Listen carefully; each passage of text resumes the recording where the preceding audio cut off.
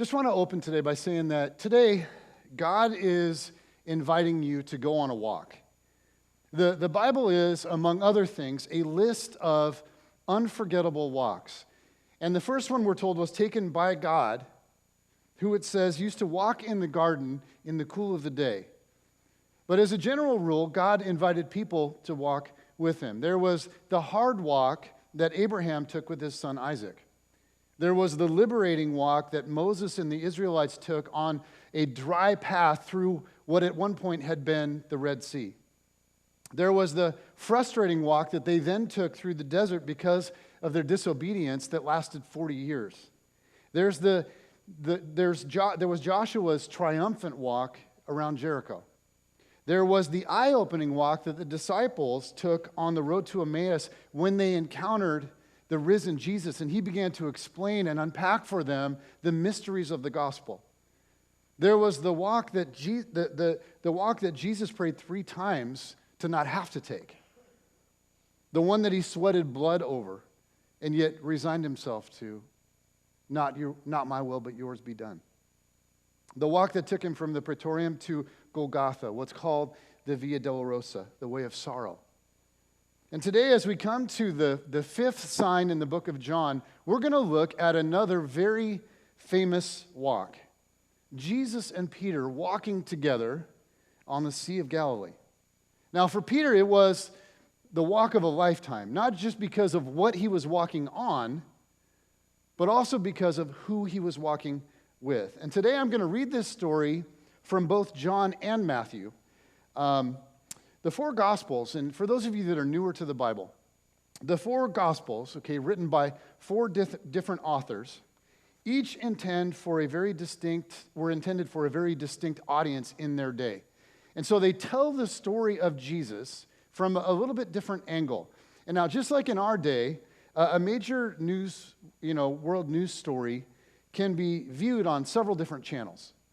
And each channel will give you the same basics of the story, but they'll also give you certain details that are unique, like depending on their angle, that you might not get on other channels, okay? So the 4 Gospels, Matthew, Mark, Luke, and John, each named after its author, all give us the story of Jesus. And they all tell us about his miracles and his teachings and his life. And they all tell us about key things like his death and his resurrection, but they vary in the way that they tell the story. And so today, as we look at an event that's told in the Gospel of Matthew, Mark, and John, I'm going to read it from John first, and then I'm also going to give us Matthew's version because it gives us some cool details that we don't get in John. And so as we have all throughout this series, please stand together as we read the scriptures. We're starting with John chapter 6, verses 16 to 21. It says, when evening came, his disciples went down to the lake, where they got into a boat and set off across the lake for Capernaum. By now it was dark, and Jesus had not yet joined them. A strong wind was blowing, and the waters grew rough. When they had rowed about 3 or 4 miles, they saw Jesus approaching the boat, walking on the water, and they were frightened. But he said to them, "It is I, don't be afraid." Then they were willing to take him into the boat, and immediately the boat reached the shore where they were heading. Okay, now Matthew's version, chapter 14, verses 22 to 33. It says, immediately Jesus made the disciples get into the boat and go on ahead of him to the other side while he dismissed the crowd. This is right after he had fed the multitudes on the hillside. After he had dismissed them, he went up on a mountainside by himself to pray. Later that night, he was there alone, and the boat was already a considerable distance from land, buffeted by the waves because the wind was against it. Shortly before dawn, Jesus went out to them, walking on the lake. When the disciples saw him walking on the lake, they were terrified. "It's a ghost," they said, and cried out in fear. But Jesus immediately said to them, "Take courage, it is I, don't be afraid." "Lord, if it's you," Peter replied, "tell me to come to you on the water." "Come," he said. Then Peter got down out of the boat, walked on the water, and came toward Jesus. But when he saw the wind, he was afraid and began to sink, cried out, "Lord, save me." Immediately, Jesus reached out his hand and caught him. "You of little faith," he said, "why did you doubt?" And when they climbed into the boat, the wind died down. Then those who were in the boat worshiped him, saying, "Truly, you are the Son of God." Okay, you can be seated. Today, I'd like to let Peter's walk with Jesus stand as an open invitation to you and me. I want to let the metaphor of walking on water be a picture of doing with God's help what you and I could never do on our own. And guys, no matter who you are, no matter where you've been, Jesus is inviting you to go on a walk. And what's interesting to me is that in our culture, walking with Jesus has taken on a certain connotation. And to be honest, for many, many people, the Christian life, okay, or walking with Christ, or walking with Jesus, or however we want to phrase that, doesn't really conjure up ideas that get people's pulse racing. Have you noticed that? In fact, it often it does just the opposite. And I was thinking about the language that we use around this. Like for those of us that started walking with Jesus as adults, like raise your hand if really you started walking with Jesus as an adult. Okay, you weren't a kid in Sunday school, that kind of thing. Yeah. And that was me. And you think about the way that we describe life with Christ as well as life before Christ. And I was thinking about this week, and something just really hit me. It really bugged me. And I realized something. And many of you know that I started walking with Jesus when I was about 20. And I've often described my life in the years preceding that as wild. Meaning, okay, I was promiscuous sexually. I drank a lot. I used very colorful language. And I was very, very selfish. But rather than saying all that, I will sometimes say to people, like people who see me only as a pastor, people who then assume certain things about my entire life, I will tell them, I wasn't born a pastor. And so before I came to Christ, I was pretty wild. And I was thinking about this week, and I was thinking, why do I do that? Like, why do I choose to describe it in that way? Like, if I used to be wild, and then I came to Jesus, what am I now? And it occurred to me that if I used to be wild, and then I started following Jesus, and I changed, I guess I've become what? Tame? I mean, honestly, that sucks, man. I used to be wild, and now I'm tame. And if you're like not a Christian, okay, and I'm explaining that to you, and then I say, hey, you should follow Jesus too, it's no wonder that people would say like, no thanks. It just doesn't sound very cool, actually. Now, I bring this up because I want you to think honestly for a second. When you think of following Jesus, do you honestly think of it as being wild or tame? And if you've been walking with Jesus for a while, which word better describes your walk? And here's where I think we can start to go wrong with this whole thing. It isn't just our picture or our language around the whole idea of following Christ. It's our picture of and our language around Christ himself. You think for a second about Jesus. You think about how he's described in the four Gospels. Was he wild or was he tame? He turned water into wine. He walked on water. He went to parties with Pharisees only to insult them all. He flipped over tables in the temple. He drove people out of there with whips. He yelled at the temple officials and called them corrupt. He told the Pharisees that they were whitewashed tombs. He publicly forgave a woman caught in adultery against the tradition of the people at the time. He pardoned criminals on behalf of God.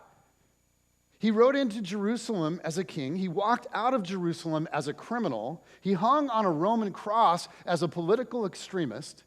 He rose from the dead, and he started the most powerful movement in the history of the world. Like, was Jesus wild or was he tame? And see, this whole idea, it kind of starts with our picture of Jesus. A woman named Dorothy Sayers once wrote this. said the people who crucified Jesus never, to do them justice, accused him of being a bore. On the contrary, they thought him too dynamic to be safe. It has been left for later generations to muffle up that shattering personality and surround him with an atmosphere of tedium. We have very effectively pared the claws of the Lion of Judah, certified him meek and mild, and recommended him as a fitting household pet for pale creatures and pious old ladies.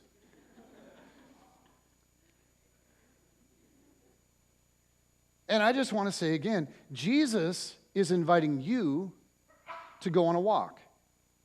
Not the Jesus that's fitting for pious old ladies. The same Jesus that invited Peter to walk on water. And I just want to ask you, think a little bit about your version. What's your vision of Jesus? Is he safe and tame, or is he wild and unpredictable? And I need to say something that might make some of you uncomfortable. Okay, if your walk with Jesus has led you to boredom and tedium, I seriously wonder if it's Jesus that you've actually been following. And I think about my own walk. And I think about the change in my life. And the truth is, before Christ, when I was drinking too much and when I was sleeping around and when I was just absolutely unapologetically living for myself, it wasn't that wild. It's what everybody that I knew was doing. It was just like following the crowd. But following Jesus now has actually led me to some wild places. I think of the day that I was in a Haitian orphanage, about 110 degrees, no air moving, holding and rocking a 4-year-old that might not have been held for months or even years. A kid that was soaked in his own urine and had scabies. I think of a day that I stood in front of 600 people at a funeral for a 14-year-old boy.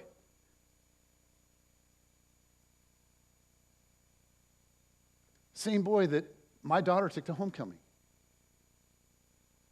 Same boy that I coached in Little League. And I think of standing in front of 600 stunned, grieving people, doing the best that I could to help them process the reality that this popular, smart, athletic 14-year-old boy woke up one morning and for some reason that nobody can explain, shot himself in the head.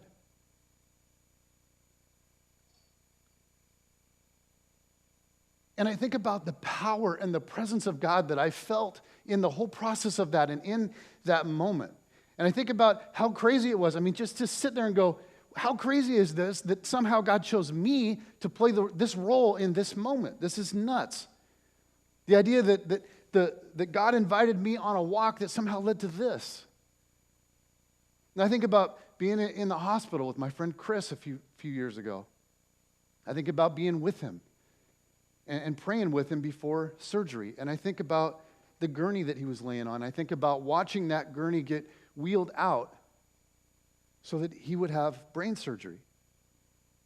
And I think about the seriousness of that moment. And I think about the reality that walking with Jesus somehow led me to that place. I think about teaching self-defense to deaf women in a camp in Haiti. Women that have been abused or mistreated their entire lives. Teaching them to fight one moment, and then the next telling them about God's love and his grace. And I think about the tears that were in their eyes. And I remember leaving that deaf camp when we were done there, and I remember how they hugged us when we left. I think about another trip to that same country, preaching through a translator to 900 Haitians in a tent. And I remember standing there thinking, in the middle of the sermon, just this moment of, what am I doing here? How did I ever get here? And it's odd that I would choose to describe life before Jesus as wild, because before Jesus, I wasn't actually wild at all. I just followed the crowds. I just did what all my friends were doing. And if I had kept walking in that direction, I think of all that I would have missed. And so instead of saying to people, before Jesus, I used to be wild, maybe it would be better to say, I was not always the wild man that you see before you. like before Jesus, I used to be a real bore. Look, those of you that know me well, I'm projecting a little. And I'm thinking you're like, look, dude, you aren't exactly a picture of an adrenaline-filled, thrill-seeking junkie. And I have to say, I know. But I have to tell you what I did Friday night. We were hanging out with Matt and Christy at their house, and after dinner, Matt looked at me, and he said, and Matt has a particular way of doing this. In all seriousness, he just goes, want to go for a scoot? And so we took his scooters out on the streets of Everett. And I'll have you know, I had mine going up to 35 miles an hour at one point. It was awesome. Like when we're driving, I have like Born to Be Wild pounding in my head. Okay, look, I'm not wired to be a thrill seeker. I was actually on the thing, I was like wobbling. I'm just like, whoa.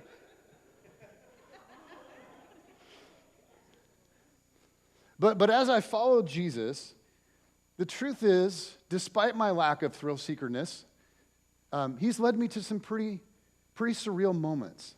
Things that have terrified me, but were amazingly beautiful at the same time. And that's just sort of how walking with Jesus goes. And so if you aren't really facing things and haven't for a long time that freak you out, if nothing in your life is making your pulse race, if you don't sense Jesus calling you into the unknown, if you're finding life to just be safe and monotonous, I seriously question if you're actually following Jesus. Jesus was many things. He was. But boring was not one of them. And to be his disciple, and I'm thinking of the original ones now, you know, it may have been many things, like frightening, confusing, exhilarating, unpredictable.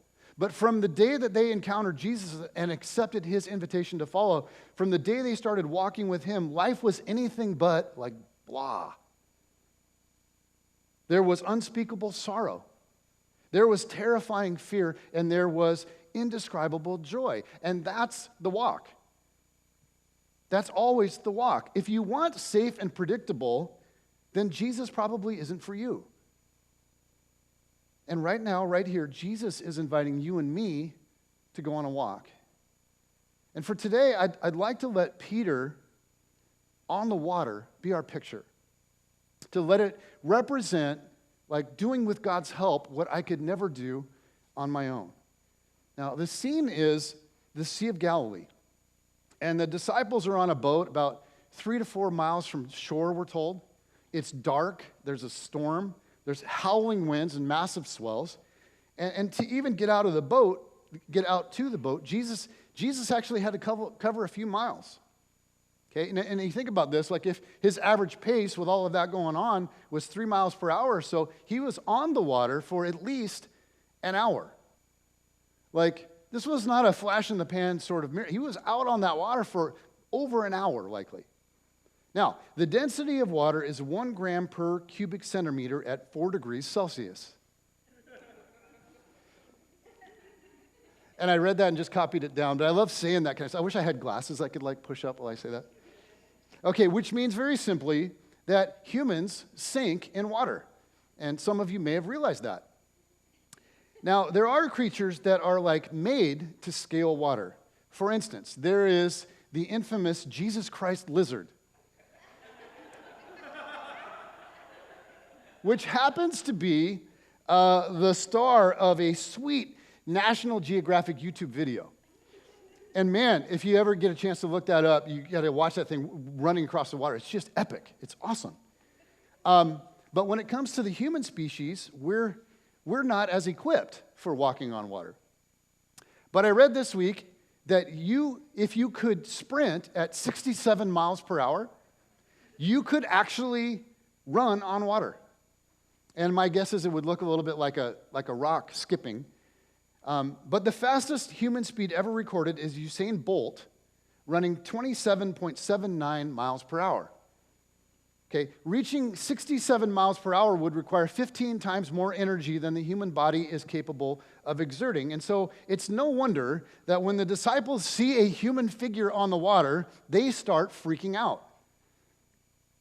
But pretty soon they realize it's Jesus.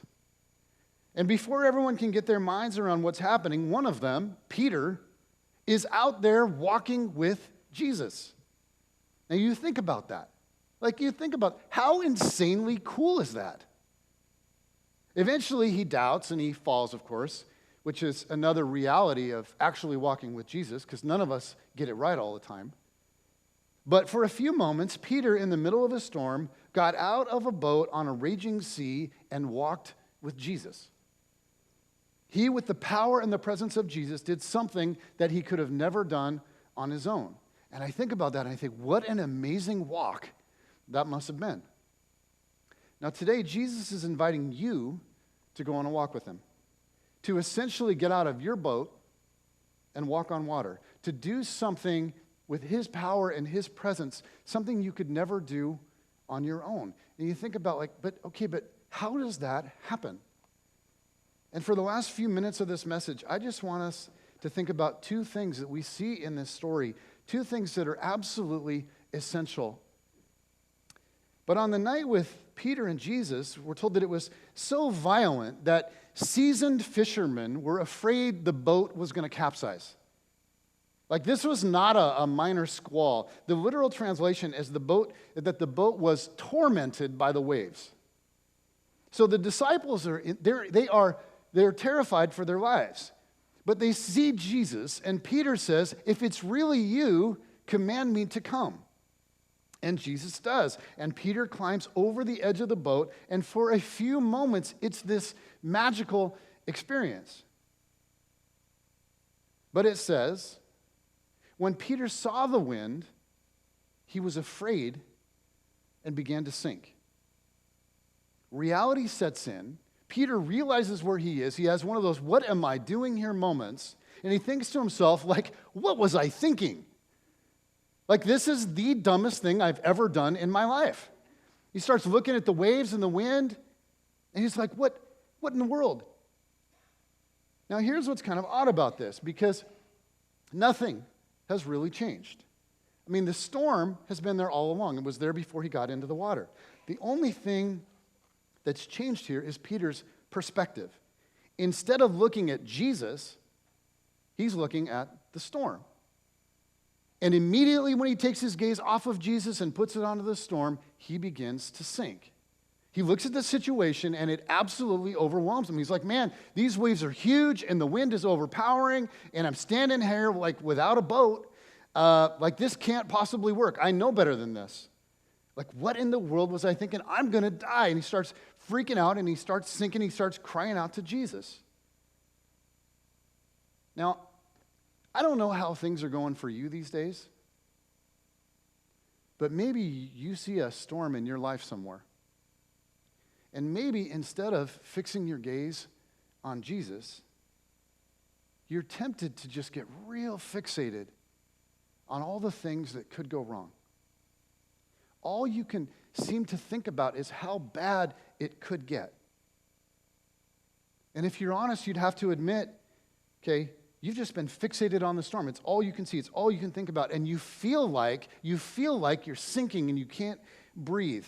And if that's you, maybe Jesus is saying to you, "Look, the storm is real and it's fierce. But I'm bigger than the storm and I'm with you. And I promise you that because I love you and will never leave you, you in the end of this are going to be all right. I'm either going to deliver you from this or I'm going to give you what you need to be able to handle it and come out the other side."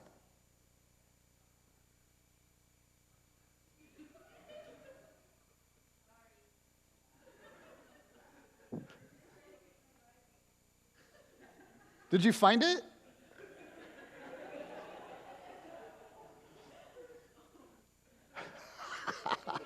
That is, sorry, you know what, a really good, gifted pastor would just keep on going and.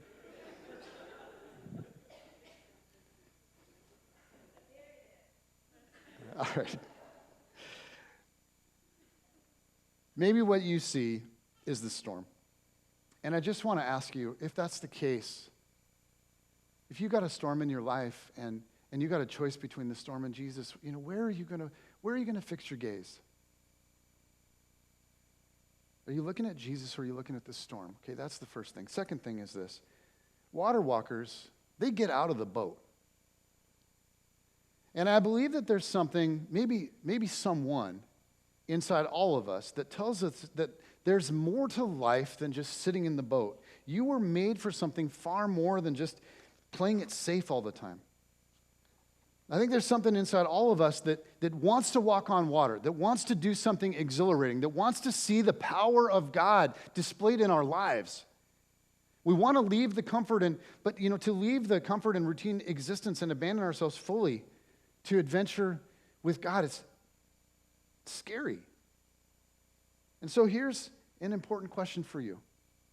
Like, what's your boat? And your boat is whatever represents safety and security to you apart from God. Your boat is whatever you're tempted to put your trust in, especially when life gets a little stormy for you.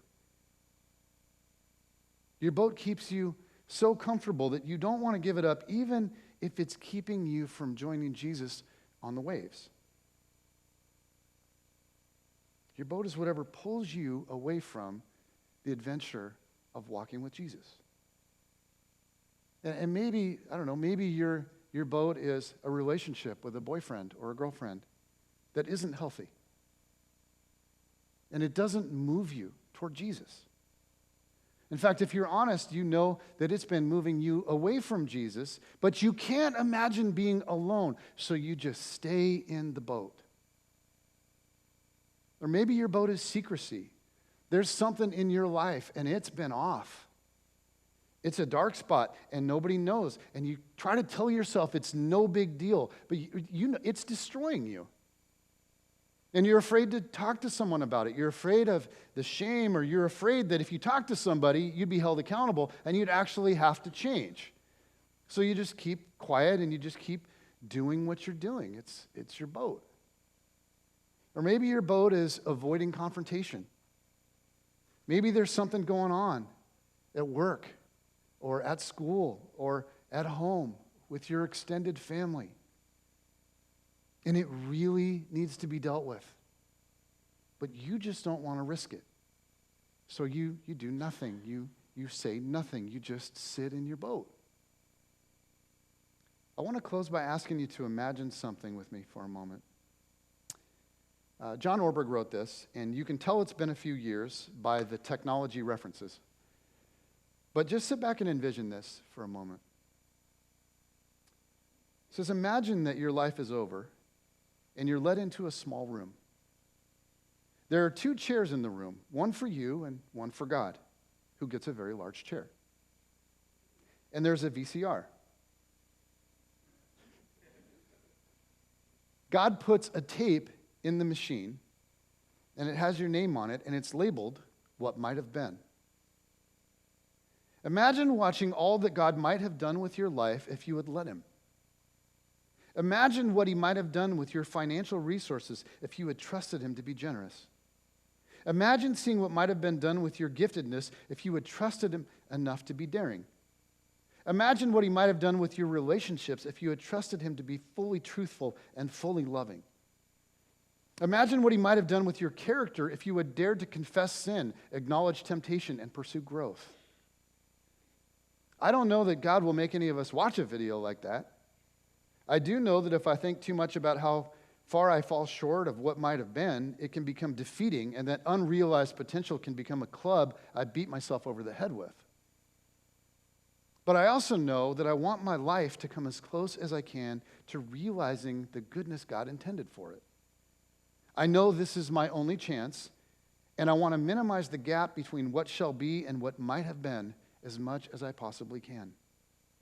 I know that as long as I'm living, it's not too late because I have this day. And guys, I think about all that Jesus wants me to see and do and be. And it's pretty cool stuff.